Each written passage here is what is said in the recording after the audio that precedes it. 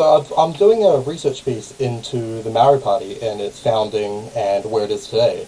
And I really appreciate you talking to me to get an understanding, from an expert and someone who's been around the party for years. So obviously, I would want to start at the Foreshore and Seabed Act, where the founding of the party happened. And at the time, you were a Labour MP, so you're in the mix of everything that was going on at the time. So I was wondering, could you tell me what was going on while these protests were going on, while this whole issue was going on? Yeah, look. Well, firstly, I don't hold myself out to be an expert in regard to the history of the Maori Party. I can give you a perspective, and I just like to frame it in those terms.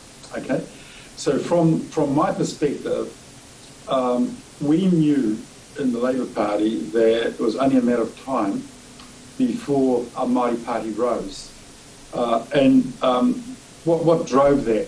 Well, Derek Fox stood in Ikoro Rawati and ran Pari Korohoromea very close to 600 votes. So we knew if there was a catalyst event that the rise of a Māori Party would occur. And a number of us considered that the best options that we had at that moment in time was to work with a Labour regime that was sympathetic and able to provide a number of policy responses, but followed by resources to ensure that Māori started to lift off the bottom end of all the social indicators in the country. The catalyst issue of the Foreshore and Seabed meant that the drums that had been beating earlier were going to come to fruition. And because there was a widespread perception that our government, the Labour government, had overturned the courts, which is not true. At that time, a number of us considered going across to the Māori Party. And there was pressure on us for us to do that. But the problem we had in our constitution at the time was Winston Peters had 13 MPs. We had 7 that were prepared to act as a bloc. So even if all 7 walked, Peters had the opportunity to ram through legislation nullifying Māori rights to Foreshore and Seabed anyway, which is what he and his colleagues had opined. So a number of us, what you've got to do is keep an eye on the protection of your next generation to fight the fight. And so what we have to do is place ourselves in a position where Māori rights to Foreshore and Seabed were not terminated, but there was a process in place where we could proceed to engage to demonstrate the extent of ownership in the Foreshore and Seabed. Now that was that's cut to the chase. So it become and what you have to put in part of this perspective is that the kohanga reo mechanism started in the 80s was now pumping out a lot of kids who had, and I call them kids because my babies were the foundation babies of the kohanga reo out here in Waichichi Marae. And my kids were now voting young adults, and their sympathies lay with a Māori worldview of politics, not shaped as mine was by Michael Joseph Savage and Norm Kirk, and those are great Labour leaders. And we were very much so bonded to those histories because my dad was a labourer, and he joined us all up to the Labourers Union, even though we weren't on site, which is part of his gifting to the union movement. And the Labour Party was entrenched in Māori society up and down the country as being the only party to provide us with any acknowledgement in the Māori seats. And so we were captured by the Labour movement. And after Rogernomics and neoliberal economics, the tribalism of National and Labour being the only two models started to break open, and social credit showed that in terms of winning some significant proportionality of vote. And so that beamed the light on the opportunity. And then along came MMP in 1996, and the opportunity for identity political parties like the Greens and like a Māori party was just a matter of coming to fruition. It was just a timing issue. And the foreshore and seabed was the catalyst issue for the foundation of the Māori Party. And that ran into some difficulties because it had divisions amongst itself, which led to the rise of Mana Party. But I won't go there. Yeah, so I'll want to touch on that a bit later. But so you just mentioned before how you had a discussion whether you might want to leave the party as well. So did you personally want to vote against the legislation and join the Maori Party and walk over the floor of Parliament? Oh, your heart wanted to, but your head said, if we do that, Peters, who's always an opportunistic MP, because he can walk into a room of 10 Kiwis and all he needs is 0.5 of them. And so he understands where, the whistleblowing political opportunities are. And that's why he's down there at the protests the last wee while. So, so there's always 5% of suckers in the voting block, and so there you go. So, what we then had to do was we were looking at an Armageddon with Peters, but with Labour we were looking at negotiating a statutory negotiation or a referral to the High Court system to define Māori rights. And so even though it wasn't the greatest solution for the foreshore and seabed, it gave us the opportunity to fight again another day and litigate again another day. But more importantly, it meant that my children and my mokopuna could live to fight another day and have oxygen to do so. Having your rights terminated is a big, big mountain to climb to turn around. Having a piece of legislation that acknowledges that there is a right and entitlement, but you have to sift through it to prove it, at least gave us the opportunity to have the discussion and conversation in a clear moment of time with clear air. Yes. Thank you. And so then obviously, fast forward a couple of years, 2008, the Maori Party supported the National Party coming in. So I was wondering what your view is on that personally. I understand you don't speak for the party in a matter of that, but what do you think of the fact that they went with them and then with what they were able to achieve? Well, I advised them to go with National because, funnily enough, the co-leaders met with me at my home for dinner to determine, what the possibilities were after the 2008 election and the 2011 elections. They didn't in the 2014 election for obvious reasons, but I'll park that up.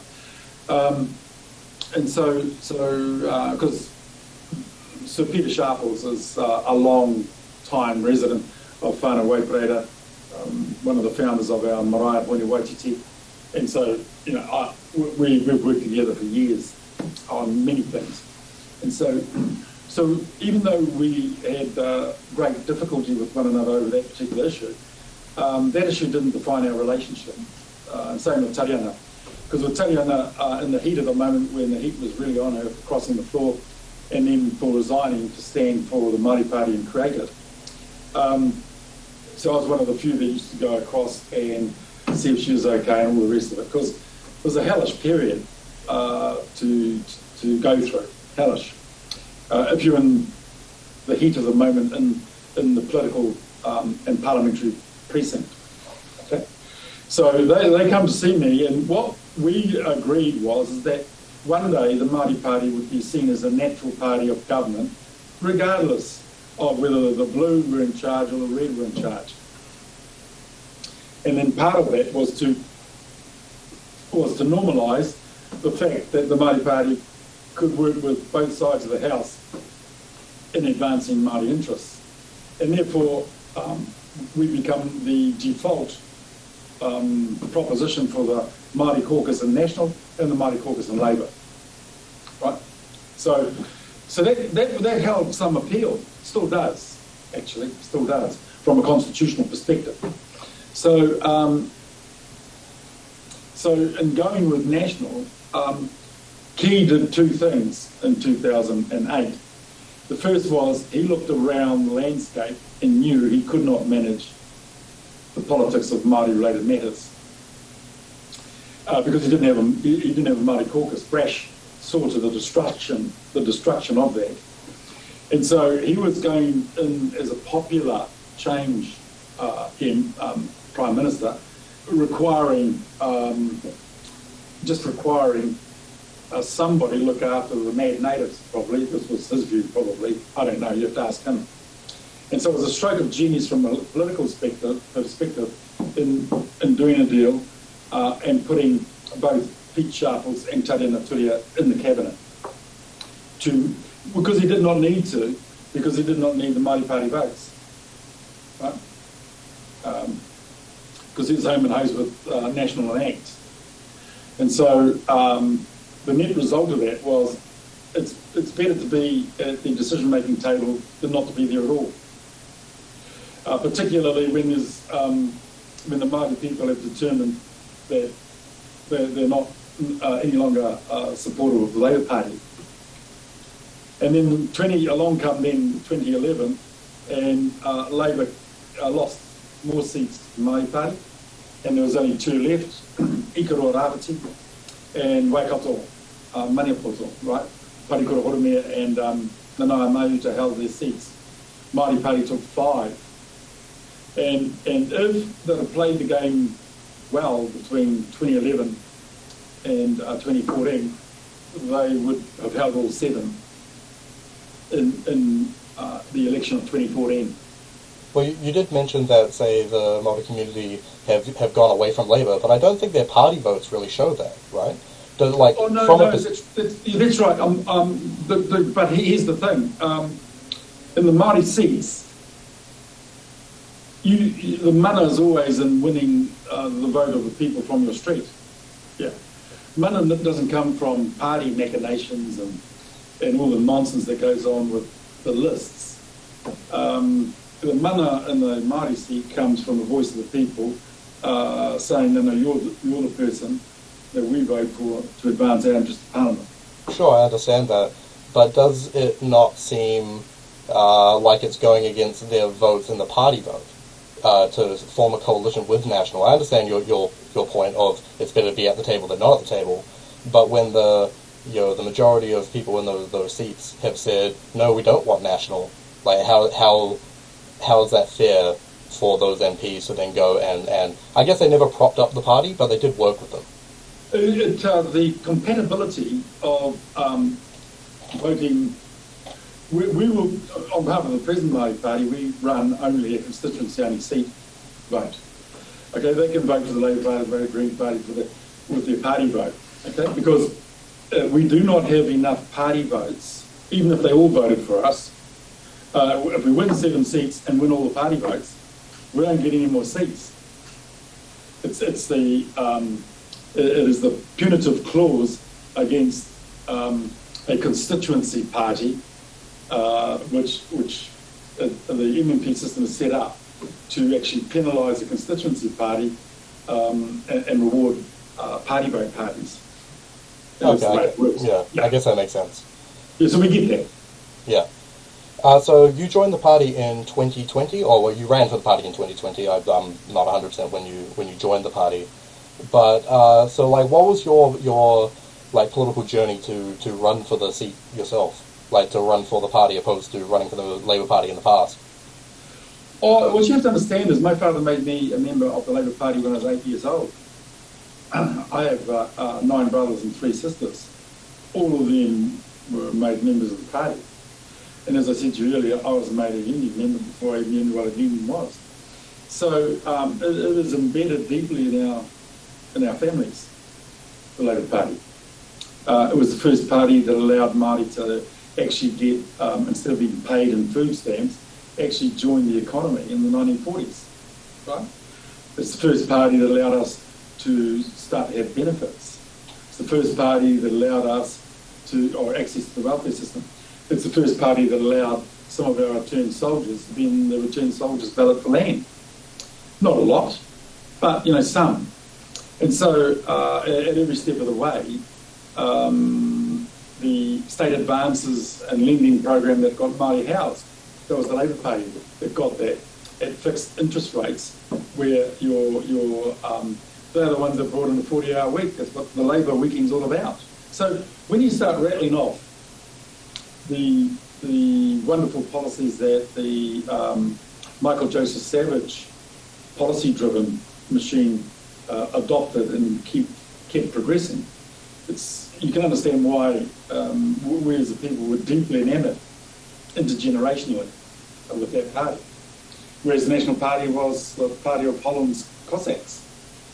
And that's just the nature of it. And so it's a bit like James K. Baxter's poem, The Ballad of Calvary Street, where yin and yang will never meet in Calvary Street, National Mum and Labour Dad.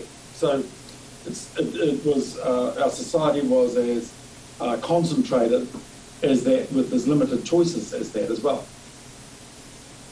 Okay. For decades. Yeah.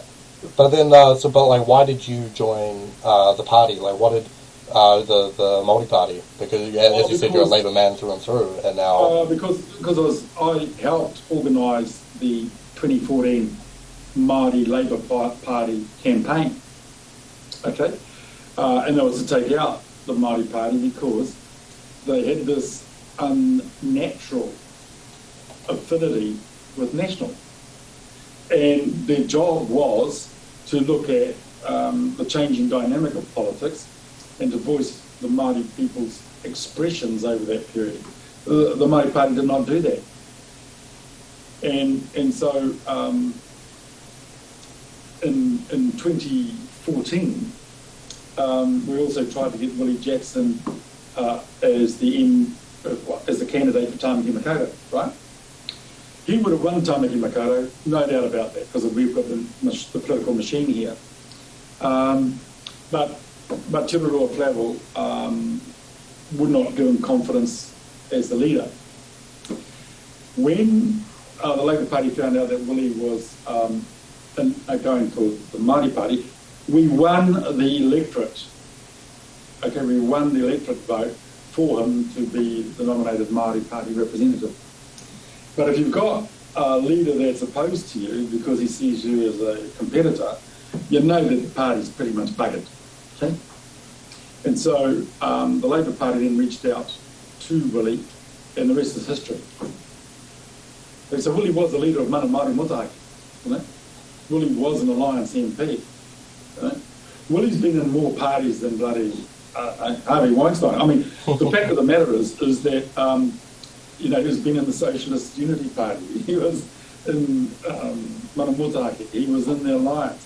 He was in New Labour. He was in Labour. And now he's back in Labour. So he's an unusual cat in that regard. But the fact of the matter is he could have been the leader of the Māori Party now and consistently been the MP for Tāmaki Makaurau, but others saw fit not to endorse that. Okay. And so after this recent election, was there a conversation about getting competent supply or a coalition with the Labour Party? I know obviously they had the majority, but with the Maori Party just recently coming back into Parliament, was there a discussion of them getting competent supply? Well, it was more than a discussion. A formal written approach was made by our President, Shay Wilson, to enter into some form of support, confidence and supply, as the party had done for National. That was declined by the Prime Minister. Did they give any reason for that, or just declined? No. Other than to say they're very well represented by Māori MPs as it is. Yeah. Without the necessity for you tagging along. Yeah. Yeah, so that does kind of go against that idea that it's going to be that natural support coalition partner. Yeah, look, yeah, in politics, you can only get a date if they want to come out with you, you know what I mean? Yeah. And so it was clearly Jacinda didn't want to go out for a date. So you never know, you see, because you can keep knocking on that door. 2023 is going to be a very close election. And the people voting for the Māori Party know their vote's not a waste anymore.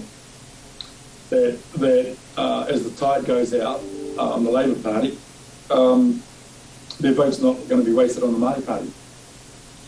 And you know, we would consider supporting them if push comes to shove. Yeah. And obviously now, you know, there's two Maori Party MPs in Parliament. Obviously they're out of coalition, you know, they're out of Parliament, not Parliament, sorry. They're out of Cabinet, they have 2 seats, very limited power, but what do you think they've achieved so far in the time frame that we've had since the election? Well, you just have to look at the policy that we campaigned on in the 2020 election, right? Everything from Matariki Day, increase in vote to whānau ora, the handback of iho mātao, so on and so forth. The Labour Party never campaigned on those. They're Māori Party policies. And if you look at the Green movement, the number of times they've been in Parliament you can count on 3 fingers from 1996, right? But their relentless policy campaign for a greener world, an environmental world, has arrived. And it wouldn't have arrived but for the relentless politics of the Green movement globally and nationally. Same with the Māori Party. The Māori Party is the lightning rod for Māori-related aspirations. The Labour Party is merely a tool that starts to catch up with those aspirations, albeit in a pedestrian way.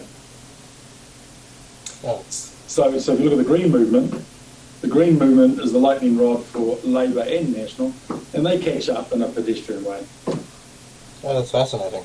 And so, final question. It's not about the party. It's more about you. You ran for mayor of Auckland. It's where I live.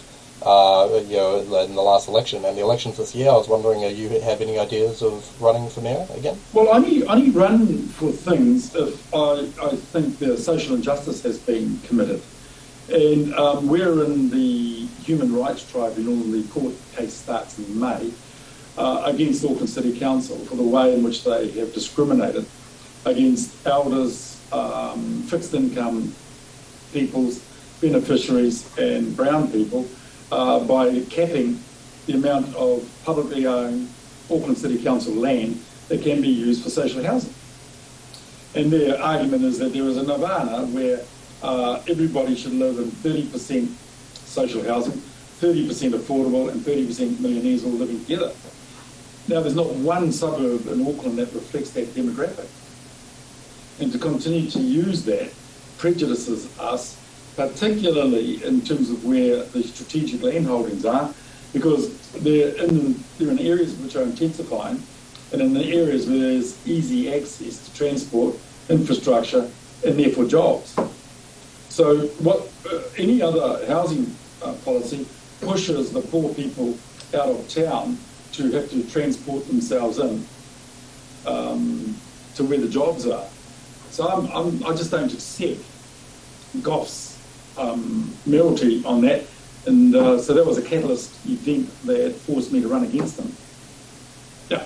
So, but you have to understand this. I don't mind running the ball up on the justifiability of our policy, and that's the courage that's required, and not all people can do that, right?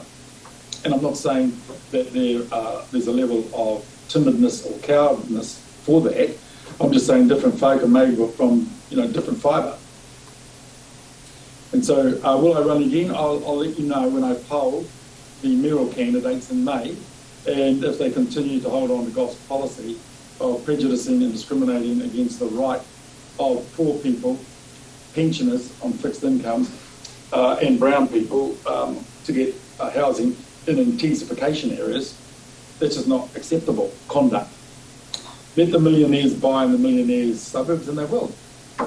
Let the affordable housing people mix and mingle with social housing people like I did. Okay? Now, my mother bought our house through a Labour Party policy called capitalising the family benefit. So we owned our own house, but we lived next to state housing kids. And we were of the same income, the same worldview. And they were no lesser than me. And just because we owned our own house, we were no better than them. And it's that age of egalitarianism that's long gone in this country with inequality, inequity, and it's unacceptable. I totally agree. But thank you very much for giving up your time to talk to me. Anyway, really tell your mum and dad that they should learn how to spell your name properly. Oh, yeah, you don't reckon they've spelled it correctly? Okay, good to talk to you. I'll let you know. Yeah, thank you very much. Cheers. Okay.